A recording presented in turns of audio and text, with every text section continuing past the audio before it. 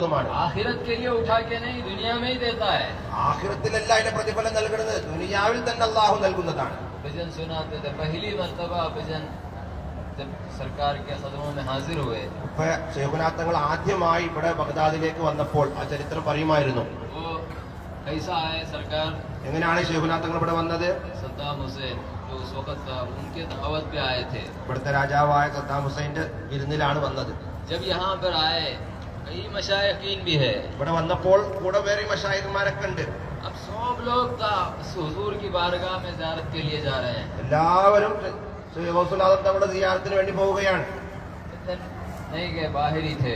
ഗൗസുൽ ആദം ഇപ്പൊ ശൈഖുനാ തങ്ങൾ പുറത്തന്നെ നിൽക്കുകയാണ്, अंदर नहीं जा रहे। ഉള്ളു പോകുന്നില്ല. तो साथ जो मशाइखीन थे बोलने लगे क्या हुआ, क्यों नहीं चल रहे, चलिए साथ हमारे ज़ियारत के लिए। കൂടെയുള്ള മറ്റു ശൈഖന്മാരൊക്കെ പറയാണ് എന്തേ വരാത്തവര് നമ്മളെ കൂടെ ഉള്ളോട്ട് പോകാന്ന് പറഞ്ഞു.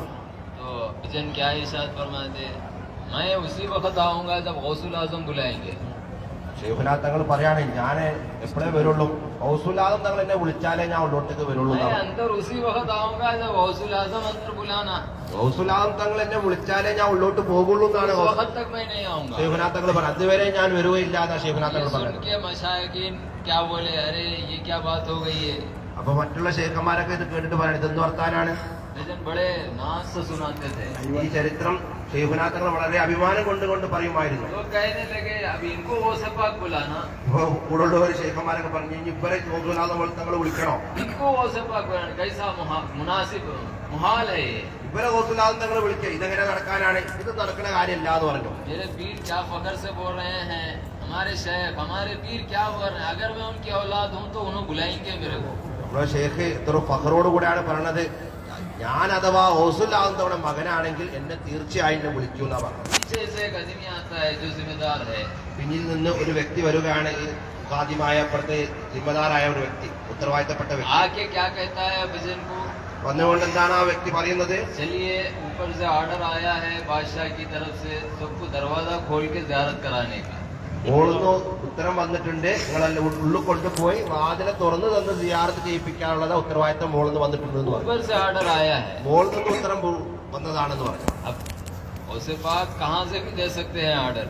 ഗൗസുൽ ആദം തങ്ങൾ എവിടുന്നും ആണെങ്കിൽ ഓർഡർ കൊടുക്കാലോ. सब जाली के बाहर है, हमारे पीर जाली के अंदर है।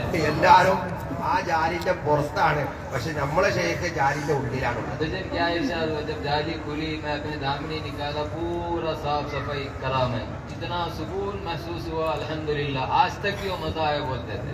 രഘുനാഥ തങ്ങൾ പറയാണ്, ആ ജാലി തുറന്ന് ഉള്ളോട്ട് പോയപ്പോൾ ഞാൻ ആദ്യം ചെയ്തത് എന്റെ ആ മുണ്ടെടുത്തുകൊണ്ട് ആ ചുറ്റുവശത്തുള്ള എല്ലാ തരം തുടച്ച് വൃത്തിയാക്കി, ആ ഒരു അവസ്ഥ ഇപ്പോഴും എന്റെ മനസ്സിൽ നിന്ന് പോകുന്നില്ല എന്നാണ് ശിവനാഥ് തങ്ങൾ പറയുമായിരുന്നു. यहीं पर सिला देने वाले हैं उसको। ഗൗസുൽ ആദം തങ്ങൾ അതിന്റെ പ്രതിഫലം ഈ ലോകത്ത് തന്നെ തരും നമുക്ക്. बड़ा फखर, बड़ा कुछ और ही मामला था। വലിയൊരു അഭിമാനം, ഒരു പ്രത്യേക ഒരു അവസ്ഥയായിരുന്നു ആ സമയത്ത്. अल्हम्दुलिल्लाह अल्लाह ताला इस गुनहगार को भी आपने ज़ियारत नसीब अल्लाह किया है। അൽഹംദുലില്ലാഹ് അല്ലാഹു സുബ്ഹാനഹു വ തആല എനിക്കും കിനാവിൽ കാണാനുള്ളതായ ഭാഗ്യം അല്ലാഹു നൽകിയിട്ടുണ്ട്. मैं सुबह उठते ही भजन को फोन करा, ഞാൻ രാവിലെ എണീച്ചോടനെ തന്നെ ശൈഖുനാഥ് തങ്ങൾക്ക് ഞാൻ ഫോൺ വിളിച്ചു പറഞ്ഞു. उस वक्त मैं उम्रे में हूँ, भजन हैदराबाद में है। ആ സമയത്ത് ഞാൻ ഉംറയിലുമാണ്, ശൈഖുനാഥ് തങ്ങൾ ഹൈദരാബാദിലുമാണ്. पहली दफा भजन को छोड़ के उम्रा जा रहा हूँ। ആദ്യമായിട്ടാണ് ശൈഖുനാഥ് തങ്ങളെ വിട്ടുകൊണ്ട് ഉംറക്ക് പോകുന്നത്.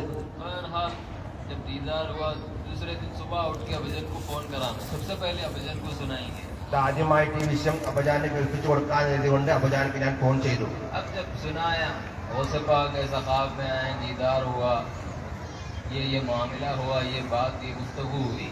ഞാൻ ഫോണിൽ പറഞ്ഞു, ഗൗസുൽ ആദം തങ്ങളെ ഞാൻ കണ്ടു, ഇന്നിങ്ങനെ കാര്യങ്ങൾ സംസാരിച്ചു, ഇന്നെ വിഷയങ്ങൾ ഞാൻ ചർച്ച ചെയ്തു എന്ന് പറഞ്ഞു. जब सुनाया सुन लिए, उसको रोना शुरू कर दिया। मामला ये है कि हर एक घंटा आधा घंटे को फोन करे, सरकार क्या बोले थे, सरकार क्या बोले, सरकार क्या बोले, सरकार क्या बोले, सुनाते जाओ सुनाते जाओ।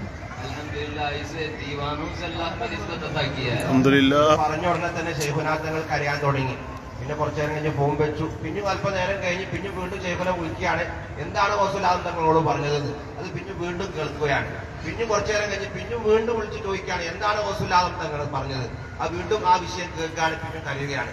ഇങ്ങനെ സ്നേഹിക്കുന്നതായ ഒരു ഷെയ്ഖിന്റെ ബന്ധമാണ് അള്ളാഹു നമുക്ക് നൽകിയിട്ടുള്ളത്.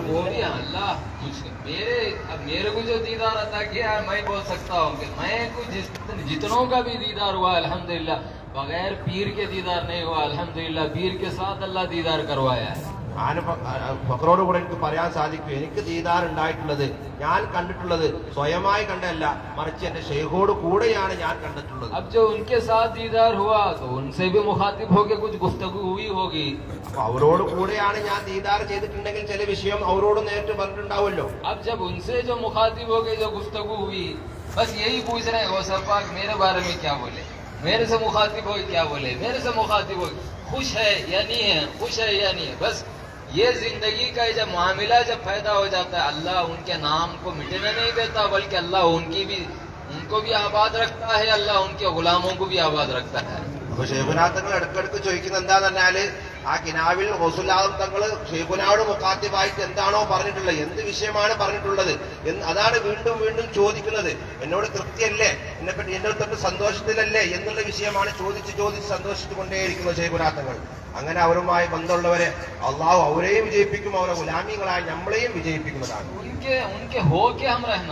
അവരുടേതായി നമ്മൾ ജീവിക്കണം. उनके मंशा के मुताबिक हम ढल जाना, അവരെ ഇഷ്ടപ്രകാരം നമ്മൾ ജീവിക്കണം. उनके मर्जी के मुताबिक जिंदगी बसर करना, അവരെ തൃപ്തി പ്രകാരം നമ്മൾ ജീവിക്കണം. जब उनके होके रहेंगे अल्लाह खुद ब खुद कबूल फरमाता हमारे. അവരുടെ ആയി ജീവിച്ചാൽ അള്ളാഹു